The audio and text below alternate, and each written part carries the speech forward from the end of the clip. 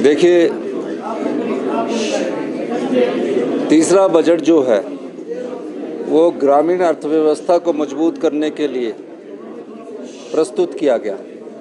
किसान के हाथ में सीधा पैसा कैसे पहुंचे, किसान की आय में बढ़ोतरी कैसे हो, बागवान के हाथ में सीधा पैसा कैसे पहुंचे, बागवान की आय में बढ़ोतरी कैसे हो, इस दृष्टि से हिमाचल प्रदेश की संपदा से एक भाग इस ग्रामीण अर्थव्यवस्था पर खर्च किया गया है। उन व्यापारियों का जो छोटे दुकानदार हैं, परचून विक्रेता है, चाय वाले हैं, सब्जी विक्रेता है, जो बाहर लगाते हैं, इस बजट के माध्यम से उनको जो ब्याज लगता है और जिनकी 3 लाख से कम आय है, 3 लाख रुपए तक का लोन ले रखा है, आय नहीं 3 लाख का लोन ले रखा है, उनके ब्याज को सरकार अपने खजाने से धन देकर कम करने की कोशिश करेगी।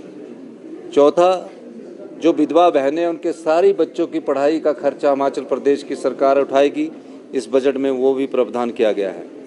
और जितना भी बजट है वो आम आदमी से जुड़ा है, सभी वर्गों का ख्याल रखा गया है।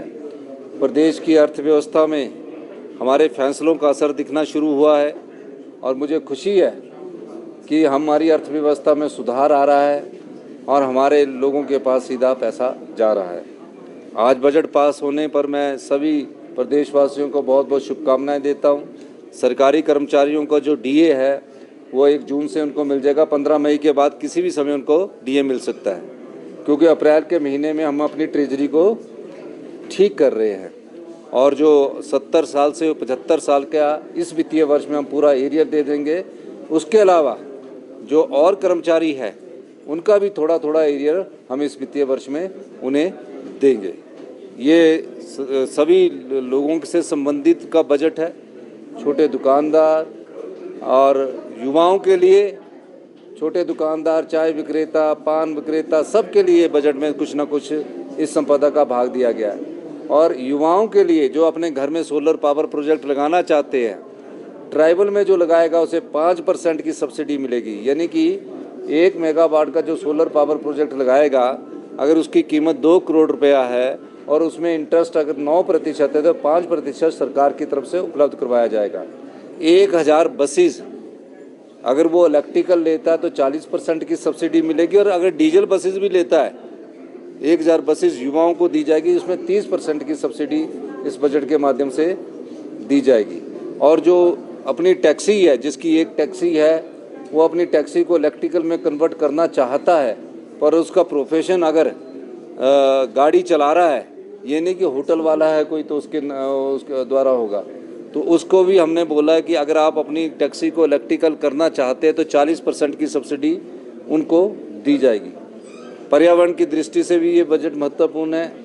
और इस बजट में हमने कई चीज़ों का उल्लेख किया है जो आपने पढ़ा होगा, और मैं सभी पत्रकार बंधुओं का भी धन्यवाद करता हूं कि आपका सहयोग मिलता रहा है, यही मैं कहना चाहता हूं। रिसोर्स मोबिलाइजेशंस की तो हमारे हाथ में जो चल रहा है, लेकिन जो हिमाचल के अधिकार है, जो हिमाचल के अधिकारों पर कुंडली बैठ के जो बड़े बड़े उपक्रम बैठे हैं, उनको हिमाचल के लोगों के हित की बात सुननी चाहिए।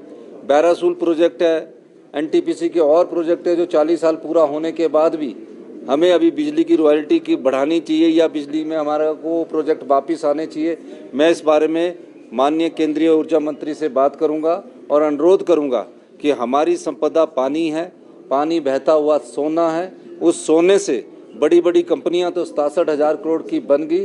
हिमाचल प्रदेश का बजट जो 58,000 करोड़ है, जिसमें भी अभी 5-6 हज़ार करोड़ का होल है उस बजट में, तो उसके आधार पर भी आप हमारी जो संपदा पानी के रूप में है उसमें हमें हमारा अधिकार दीजिए। इसके बारे में मैं आने वाले समय में केंद्रीय नेतृत्व से बात करूंगा। और मैं बीजेपी के नेताओं से भी चाहूँगा कि जिन प्रोजेक्टों की उम्र 40 साल है और दिल्ली में केंद्र की सरकार है, उसमें हमारे साथ मिलकर आगे उनके नेतृत्व में भी जाना पड़े बीजेपी के, तो मैं उसमें भी चलने के लिए तैयार हूँ। हिमाचल के अधिकारों के लिए मैं उनके नेतृत्व में भी चलने के लिए तैयार हूँ, यही मैं कहना चाहता हूँ। बहुत बहुत धन्यवाद।